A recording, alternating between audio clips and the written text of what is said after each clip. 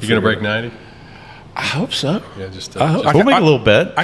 Just to throw it in your face. You can't bet against me. You're my caddy. Yeah, I can. I can do that, and I have. We're give you the going to 6 have and a good. 7 We're and going to 9. have a good one. I like give you that the flipped idea. upside. If you can beat a 90, we're going to come up with something. I think I can beat a 90. Okay, we'll see.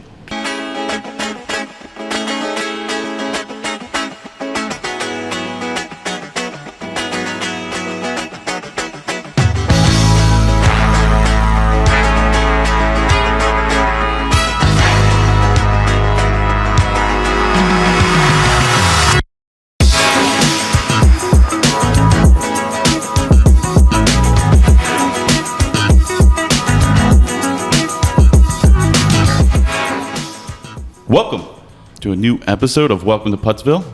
Exciting one today. Exciting. Yeah, I'm looking forward to this. We are a lot. not We're not in Kansas City. We're not in the warehouse. That's right. Where we are.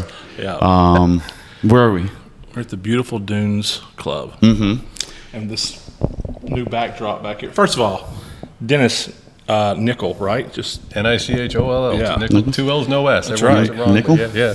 Just like 5 cents. That's my director of nickname. golf here at the Dunes Club, man. Yeah.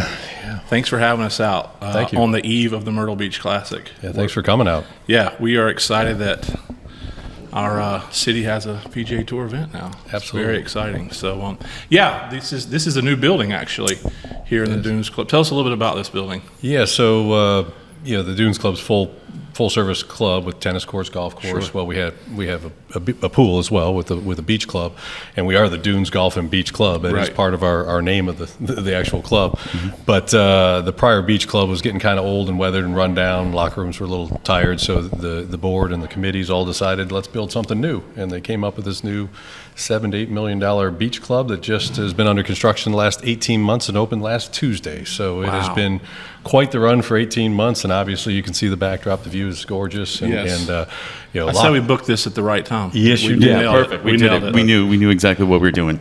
As far as the social members, the full members here, everybody gets to experience the beach club. We got kids activity center in here, bar, restaurants.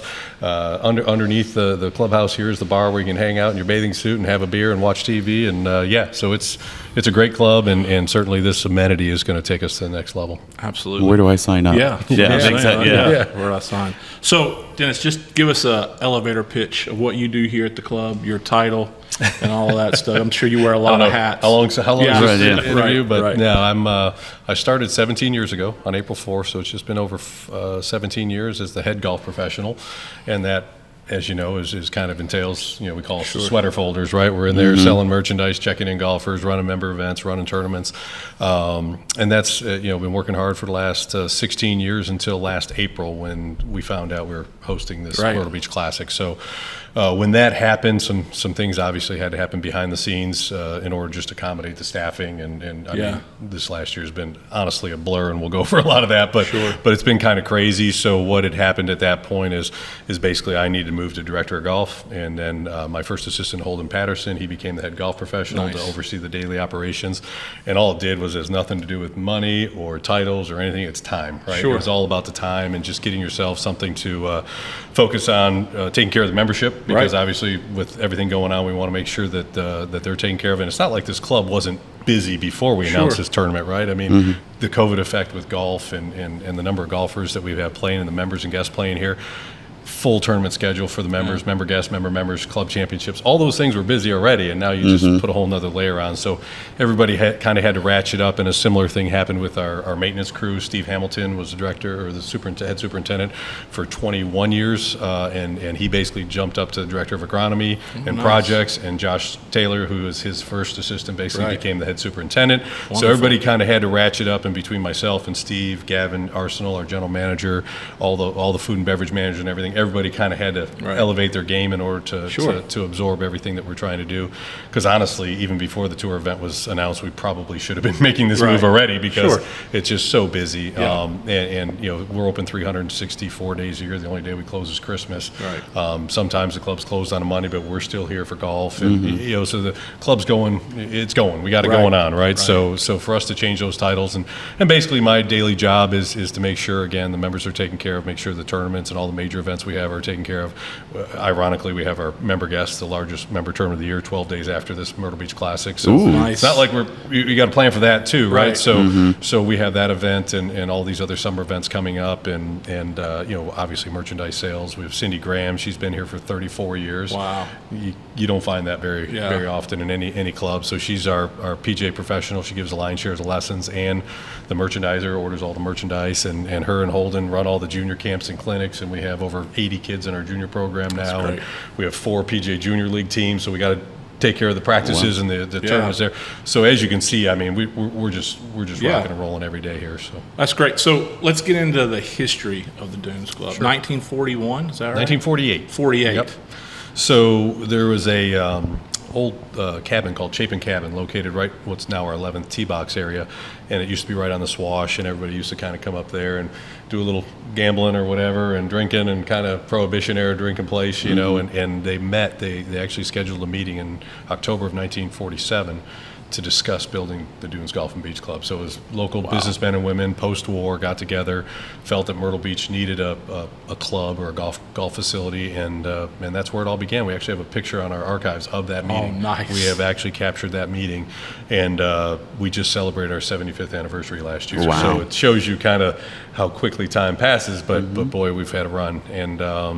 And yeah, so they hired a little-known architect, Robert Trent Jones Jr., which we'll probably discuss him, but yeah, no one knew who he was at the time. Right. He was doing a project over in Atlanta called Peachtree Golf Club, and they contracted him to do the work. And now, obviously, Robert Trent Jones' name, around the world, over 200 courses. He's got his own trail, right? Yeah, I mean, he's got his own trail, literally.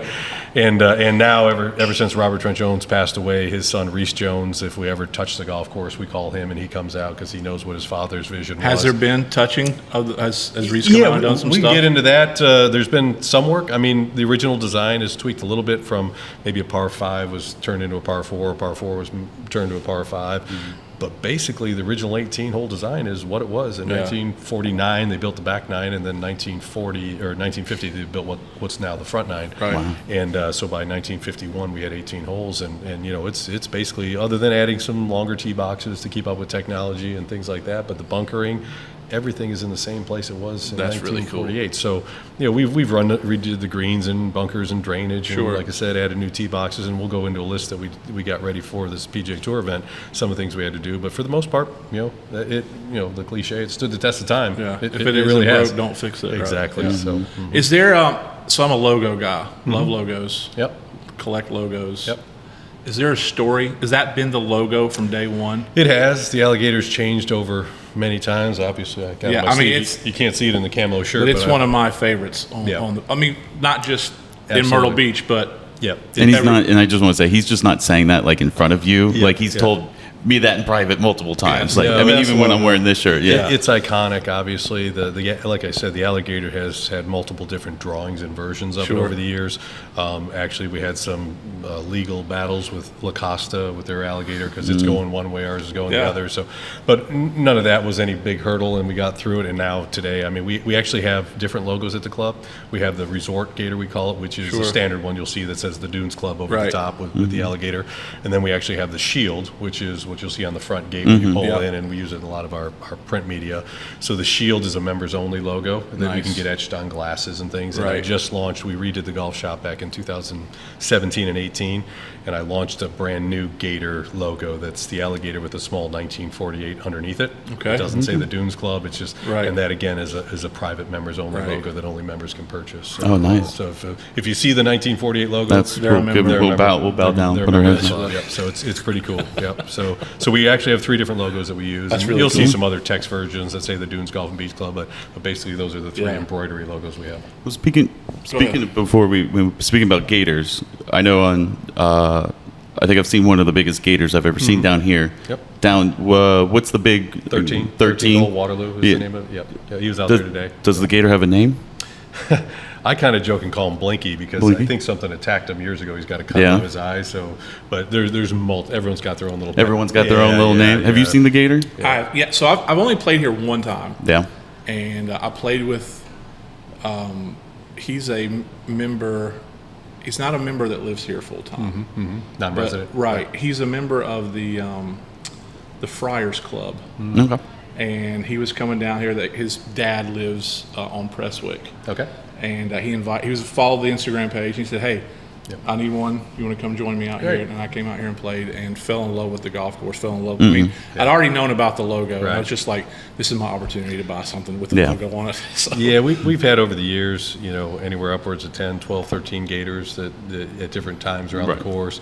We have some big ones, some small ones. It varies over time, but we've always had kind of one that's. It's like that. Every time I've seen it. Every time I've come out here and played. Yeah, 13 is typically the place that they hang out, simply because the swash comes in from the ocean, Singleton Swash, and it's obviously saltwater brackish, and there's a dam behind our 12th green, and that dam is the separation between Singleton Swash and Lake Singleton.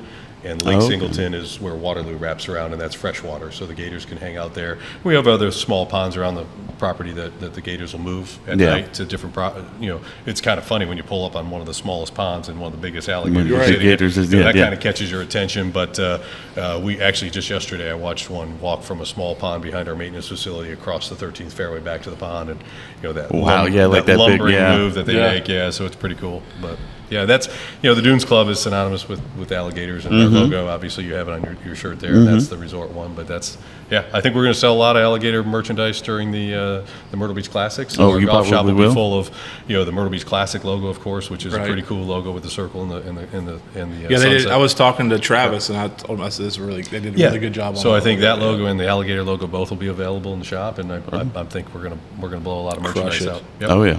All right, so let's get to it. Myrtle Beach Classic. All right. Do you have it's coming. Do you have a specific role that week, or is anything different than what you already do? Or so when you get, we were talking about this earlier before we went live. When you get to this level, I mean, you need an army, right? You need it takes a village, right, to run this thing. So the PGA Tour contracts out an operator, and that company's called Sport 5, and they basically take over the rights of running the tournament, right? Okay. So they sell the sponsorships, they handle the ticket sales, they deal with the volunteers registration, they handle the transportation, the courtesy cars for the players, all the things kind of behind the scenes that you would do for a tournament, which actually helps free us up, my staff and our clubhouse staff and the food and beverage staff, to just focus on certain things that we need to take care of during the tournament week, especially taking care of our members and their guests that are here. So the building you're in now, the Beach Club, will become the member hospitality area for the entire week of the tournament. Nice. Only members can come in here, and then we'll have the main clubhouse will be shut down completely for players, caddies, tour officials, all that. There will be a small area for clubhouse passes that you can go and have brunch, have a drink, and then go back out on the course. But outside of that, our staff, our team is taking care of the clubhouse food, the beach club food, and then my team, from a golf standpoint, is taking care of all the merchandise, getting members' tee times at other courses those weeks, making sure that, just the logistics of the carts, the range, anything we need to do behind the scenes to take care of all the different people that need to run out on the golf course or whatever. Media, I've been, kind of the point person for all the media interviews. So those are the types of jobs we pick up on the backside. And then, of course, our superintendent, his crew, I can't even imagine what they're dealing with right now, because they're dealing with 220 acres. They got to keep mowed out and get tournament ready. So I wanted to ask that question. So you obviously, you have your own superintendent and your own staff here. Does the tour come in, and do they have their own people that come in and say, hey, we want to do this to the course, or we want to help you do this, or something like that? Literally the day after we announced the tournament, our superintendent, Steve Hamilton, was on the phone with the PGA Tour agronomist.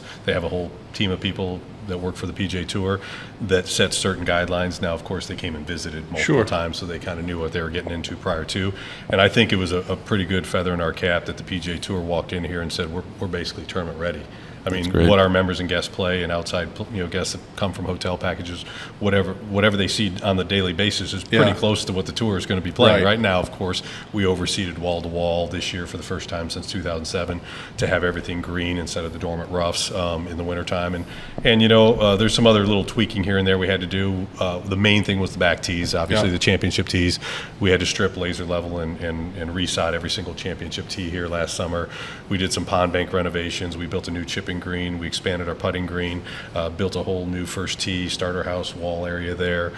Some of these things were already in the plans prior to the announcement, but the others, it just accelerated it, right? Like all it did was just move up the schedule, and because we had one growing season last summer to get everything done for this year. Yeah. 3 months, literally. So it was a construction site out here for those 3 months, and you know, I think our members were very patient, you know, with the process because they knew what was coming. But we were able to play, you know, 150 players a day all summer while all this was going on. That's crazy. I mean, it was insane. So, you know, hats off to the whole crew there for doing that work. I mean, I remember going out there. They just finished the 11th hole, and I saw like 3 tractor trailers of sod pull up, and it was 100 degrees if it was a degree. And they're unloading 3 tractor trailers of sod, and people are laying that last summer in that heat. And I just looked at it, I said, wow, you know, because we had to get it down. For sure. So, so all the work that was done, and some of it was PGA Tour asked, some of it was just it needed to be done anyway. Sure. So it made sense to do it while we were doing all the work. You know, the board of directors here at the club was very supportive of the event, and certainly the financing behind the scenes is important. Obviously, making sure we pay for all these things, making sure we don't unduly stress the members and their dues or anything. So we have to cover all those expenses with sponsor sales or anything else that we do. So there's a big balancing act behind the scenes there, but for the most part, you know, I think everything's on the up and up, and this, you know, the exposure you're getting on the Golf Channel and the social media and everything else by hosting a tour event, it's priceless. Not just great for the dunes, but it's great for the area in general. Like, and that's, you know, for us to carry the torch for the entire Myrtle Beach market, the Grand Strand, that's you know, obviously an honor for our club. We're so happy to be selected to be the course to host it. But Karen Riordan from the Chamber, she visit Myrtle Beach. That's kind of how it all started. Was she was talking to Tracy Connor, who's the executive director of the Myrtle Beach Golf Course Owners Association, and she looked at him and said, "Tracy, this is the golf capital of the world. Why don't we have a tour event, a PGA Tour event?" He's like, "Good question." We've had other ones. We've had the senior event of our champions, LPGA and then we had LPGA. That was at Wausau East. Wausau East, and we had the Senior Tour Championship here years ago. And that was at TPC, right? It was at TPC, and then came here. Well, it was supposed to be there the last year, but then a hurricane hit, so we actually had a 5-year deal. We're going to move it to TPC when it opened. But we ended up getting a 6-year here, and then it moved on out of Myrtle Beach. But yeah, it's been a crazy run for you know, the beaches as a whole for golf. I mean, you know, everyone's golfers here, right? They're all retired, they're all coming down here. We're a very golf savvy market. But to be the golf capital of the world, not have a tour event, that was a head scratcher for a lot of people. And a lot of it comes down to the money and the purses and corporations here and who's going to support it, who's not. So that, you know, it's kind of a complicated process. But we always knew we should have one. It just was a matter of making that happen. And Tracy called up Gary Schall, who he's now the executive director at Project Golf, but past president of the PGA of America. He had some contacts from in the day with the PGA Tour. So it wasn't the tour coming to Myrtle Beach. We went to the tour. Kind of reached out. It's always a 50-50 deal on that. It's got to be, you know, it's got to work both ways, right? Yeah, absolutely. And it just so happened when Gary called the tour, they were in this process at the same time of looking at the schedule for 2024 and beyond, and the elevated opposite event type of situation was really coming to fruition. So they needed courses to take on this opposite event for this first year, and maybe in the future, who knows what it'll be, but for definitely 2024. So that's how the whole thing kind of accelerated faster than it typically happens, because normally it's a 2 to 3 year process of, you know, you announce a tour event that's coming in 27, right, or 28.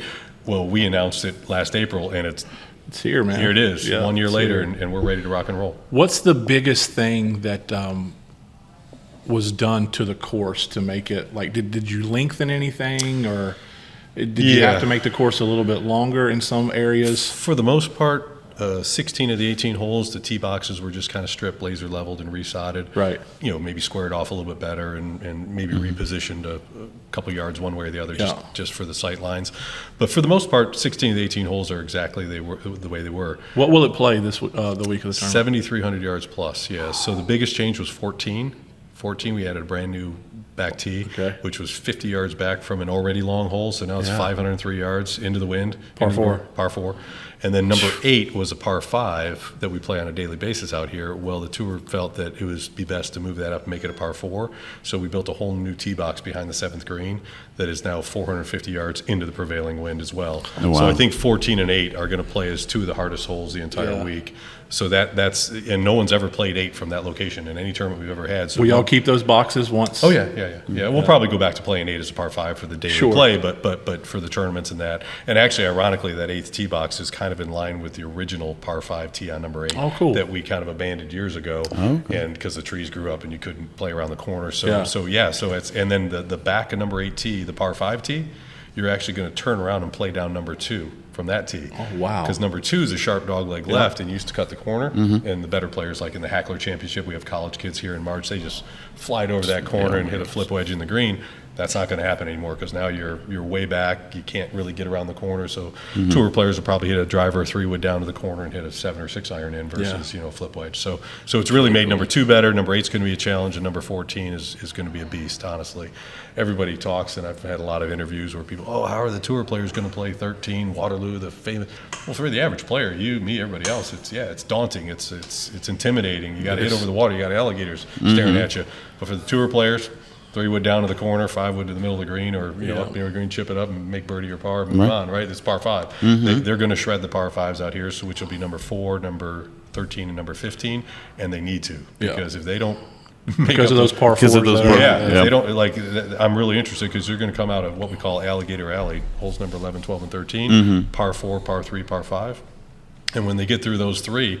Everyone's thinking that's the stretch. Well, 14 is brutal. 15 they should score well in there, and then 16 they might make it a drivable par 4, which should get really interesting. For sure. Well, that leads into our next question.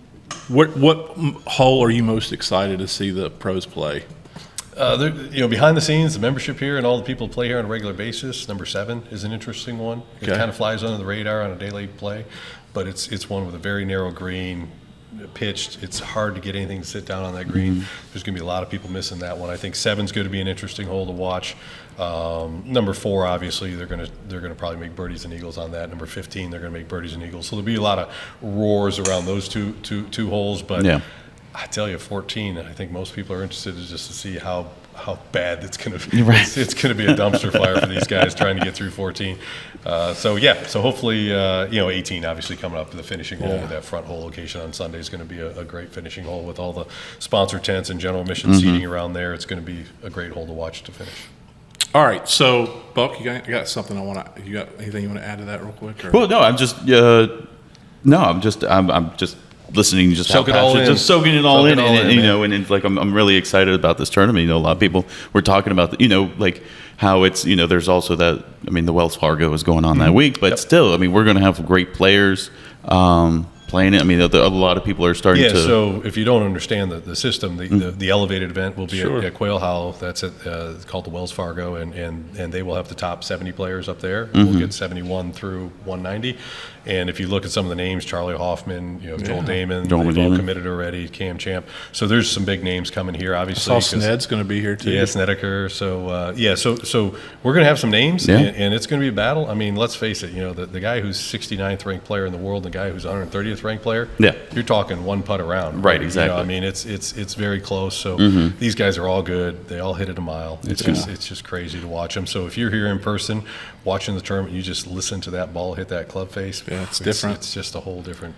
So I used to live up. Go ahead. Sorry. Well, first up, I just wanted to just announce to the podcast. Unfortunately, this year, a 90 won't work for the pre-qualifier, which I shot yesterday. Yeah, that's not going to do it. So I won't be playing this year. So I just a couple. I just want to announce that I will not be playing, but I will still be. To his defense, he was firing at all flags. So I was for five. Yeah, I was. That was a which flag, but he's firing out. I was a 35-year-old doing his best out there. For 5 holes in a row, I had 200 in, and I smashed my drive too. But for myself, but just wanted to make that announcement. I won't be playing in the event. We'll try next time. Maybe next time. But he will be there. But I will be there. Yes, I will be there. Well, that's great that you said that because it's perfect. Segue into the queue. Yes. Right. We just had that. I preached from day one. I thought this was an amazing idea. Yep. I was so happy to see it happen. Really cool. To see something like that go down. What is your take on that? Did you enjoy it as much as I did? I just thought it was a great idea by Play Golf Myrtle Beach and those guys to come up with that. I think with the traditions of the PGA Tour for years, there's Monday qualifiers all the time. Sure, right? Anybody can Monday qualify. So these guys that played in that could have try and Monday qualify, but it just doesn't have the hype, right? And there's so many social media influencers now, and the Brian Bros and Grant Horvath and Micah Morris and all these guys. They played here last April actually and had a match, which was great to watch them last year out here. And they post a video from the Dunes Club and 200,000 views in 3 days, right? I mean, it's crazy how fast that spreads, and some of them go viral. So for them to have an opportunity then to get approved literally by the PGA Tour to do this for the first time ever, I think was cutting edge. I mean, it's just thinking outside the box. It's just trying to bring a whole nother demographic that, I mean, my son knew who these guys were before I did, right? And he goes to college now, and all his buddies all watch him online. So for them to have access and kind of open that up to the next generation, I think is priceless gold. It gets another viewing audience to like, because they're invested in the YouTube, like you said. So they're like, oh crap, there's a guy that I watch on YouTube who's going to play in a tour event. Yeah. So let's go see how he does. Yeah, I'm a golf pro, and I think my son learned more about golf from a YouTube video than he did from me, right? I mean, so it's just amazing how much they just dive into that content, and they got it right on their phone or in their pocket all the time, and actually it's funny, we were so glad that George Bryan got in. You got to do that, right? Did you invite him? No, I did not personally, but he. For some reason, I thought I saw you on that That's True clip. Sport 5. That was Darren Nelson, the tournament director, who gave him the good news, that phone call that he got. Everyone wants that phone call, right? Yeah, for sure. But Wesley's still on the bubble, whether he's going to be at the Wells Fargo or come here. I talked to him. They actually played a match here Thursday morning. Wesley played against George. Yeah. And I won't spoil the content. Obviously, they'll show it on their video, but they had a great time. And we're blown away because, like I said, they played here last April. And then all the work we did last summer, and then kind of came back. Got to see it firsthand. And got to see it again. They were absolutely blown away and just ecstatic about the opportunity to play here. And then George obviously announced the next morning that he got the exemption. So that was pretty cool. So it'd be kind of cool to see them both play in the tournament. Yeah, it'd also be cool if he gets to go to the Wells Fargo too, I guess. So we've got a long history of champions here between Webb Simpson won here in 2005, the Southern Am. He might have a chance to come in. We had Michael Block played here in 2014, won the PNC. The original Block Party. I'm not sure if he's going to make the field this year, but maybe in the future he could return. We had guys like Will Zalatoris and Cam Young won the Hackler Championship here, but obviously they'll be at the elevated. We've done a lot of college stuff here, right? A lot of college stuff. Yeah, college golf. The Coastal Carolina, we got a good partnership with them. We have the Hackler Championship every March, and actually the winner of the Hackler this year got an exemption as well to play. So that was a big nod to them. And we had. Sam Burns, Sam Bennett play here in the Southern Am. Jimmy Stanger won the Southern Am and the Hackler here, and he's doing well out there on tour. He'll probably be here. A lot of history. So there's a lot of guys that. When will the field be set? I will get a preliminary list for the locker tags and all that kind of stuff May 1st, but it won't be accurate. It'll be kind of a general idea. Yeah. The date that they have to register is May 3rd by 5 o'clock. So on that time, we will officially know who's in the field, and then there'll be some shaken out of who's not in and other exemptions or guys with some status or whatever being able to get in the field. So I probably won't know till Saturday, May 4th or Sunday, May 5th, the exact field of who's committed. So, yeah. Shout out Matt Every. I hope he gets to play. Yeah. I love Matt Every. Yeah. He's been on the podcast. So he said if he got invited, he'd play. So there you go. Maybe he gets, Shout out. Hey guys and gals, Buck here. Salty and I have some very exciting news. Welcome to Puttsville now has an official sponsor. Golf Trip Myrtle Beach, or GTMB for short, will be the main sponsor going forward. If you're planning a golf trip down to the Grand Strand, Golf Trip Myrtle Beach can help you lock in those hard-to-get tee times at some of your favorite courses like Caledonia Golf and Fish Club, TPC Myrtle Beach, and even up north at River's Edge, voted as 2023's Golf Course of the Year. With access to over 50 different golf courses, GTMB can work with almost any budget and allow you to get the most out of your time here. GTMB isn't some big corporate company because, and keep this on the DL, GTMB is Salty and myself. We book golf packages now. We also have lodging options as well. I think the word is synergy? We're still building this up, so we'll soon have a website that will show off all that we offer. So reach out to either of us on Instagram and let us, local guys, help you plan your next trip to Myrtle Beach. Golf Trip Myrtle Beach. Insert future tagline here. All right, rapid fire. Okay. This is what we end with this, okay? Right. Number 1, margaritas on the rocks or frozen? On the rocks, definitely, with salt. With salt. Is with sugar a thing? I hear this lately. I can't imagine, but I hear. With sugar. Those are people you don't mind. want to be friends with. I'm just kidding. I've never been a love it. stranger to the burrito too. Tip over the Corona in there too. Oh yeah, And that's throw not it bad. in there, Yeah, why not? it's a nice presentation with the Absolutely. Corona. So Try it with, I'm you not should try afraid it of with the that salty either. golfer. Yeah, with the, Absolutely. Pineapple blonde. Have you done that yet? I With the have. margarita and the Well, and the it salty. doesn't stay. You just have to pour it in there put because it it's a can. So It looked bad. It doesn't balance on the edge very well. It's just like it just floating the Right. ball. No, Just right. It's like bobbing. Just bobbing across your hand. Right. That's a your fishbowl. pineapple. Yeah, I might have to try that. That's a great idea. Yeah. All right. Good thinking. Favorite club in your bag? Favorite club, my bag, driver by far. Driver. If anyone knows me, I am a tour player off the tee. Yeah. And I'm a 30 handicapper from the rest of the way. And I've got the wedge yips from 100 yards and in. Not just putting yips, the wedge yips. Ooh, I've had them those for are years. tough. Some days I show up and hit every wedge great. The next day I can't find the side of the barn. I'll hit 2 greens in regulation. But my game, being a club pro, we play like twice in a week, and then you don't touch the clubs for 4 weeks, right? It just depends. So never hit a range ball in practice. So your expectations a little different, but I love to smash that driver. Yeah. So that's been my thing for years. What do you hit? What driver? I'm TaylorMade staff, so I hit the new QI10. Yeah. Sweet. Yeah, nail it. All right. Would you rather have 18 pars or 9 bogeys and 9 birdies? Oh, no question. 9 bogeys, 9 birdies. That's my game. You just described it. Yeah. That would be fun. I make That's birdies more and fun. eagles, 9 but I will birdies make would be a bogeys and blast. doubles with the best of them. So there's nothing boring about my game. Yeah. Okay, so sweet. I think the last time, I think it was 2008 where I went bogey free for the entire round. I think that was the last time out here that I shot a 67 with no bogeys, and I didn't know what to do. That's not my game. It's Have a all over the place. beer sounds Right. like. Yeah. All right. Bob Marley or Jimmy Buffett? Probably Buffett. Yeah? Not that I'm I'm opposed to Bob Marley. No, me either. I love that steel drum stuff. Yep. I lean Jimmy myself. Yeah, college was more the Bob Marley, and as I get older, Jimmy Buffett. Sure. How's that? Does pineapple belong on pizza? Yes, ham and pineapple. Eat it all the Wow, time. okay. Yeah, I'm a ham and pineapple guy. Gotcha. Favorite Myrtle Beach restaurant? Joe's Bar and Grill in North Myrtle Beach. That's your spot. Joey Rakis, yeah, great guy. I live at Barefoot, so it's straight shot over there. He's just a great guy. Got a great vibe in there. Coming from Michigan, I grew up, born and raised in Michigan. Kind of has that hunting cabin vibe in there, so it kind of takes me back to Michigan. So Sweet. I think that would be it. Say one, Joe's Bar and Grill. That's all it's called. Is that what it's Joe's called? Bar and Grill, Joe's yeah, Bar little and Grill. shout out Check there it in out, North Myrtle shout Beach, out. right All across right. from Barefoot. What's the winning score at the Myrtle Beach Classic? That is the $1 million question. Nobody knows, right?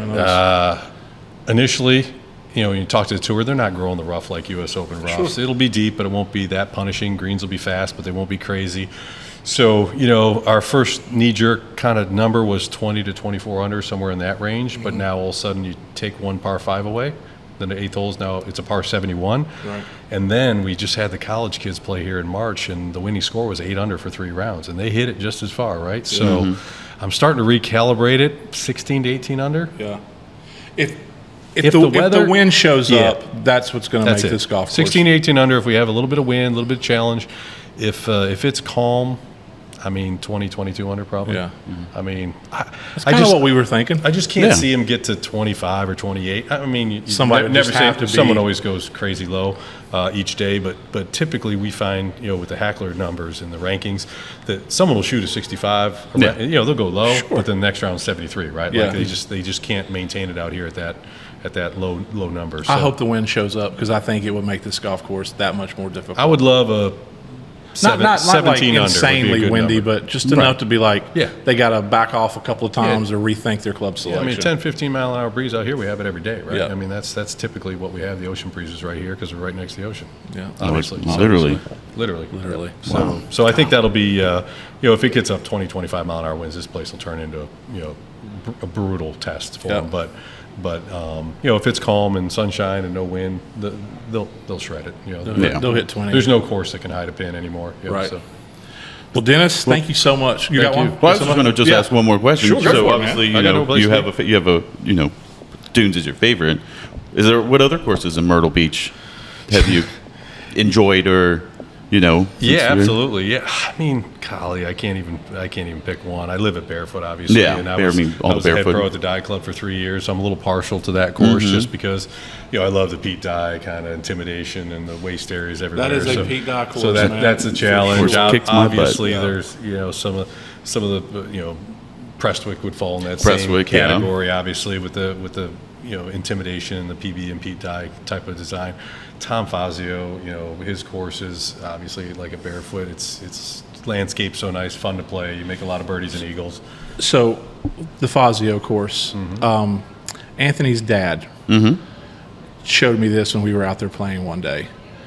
He said, Wes, I want you I don't remember if it was a par 4 or par 5, and I don't remember the hole, but there's a lot of bunkering, and it just the hole just kind of goes up like that. It's straight away. And he said, I want you to take a look at all these bunkers and just remember what you see. Yep.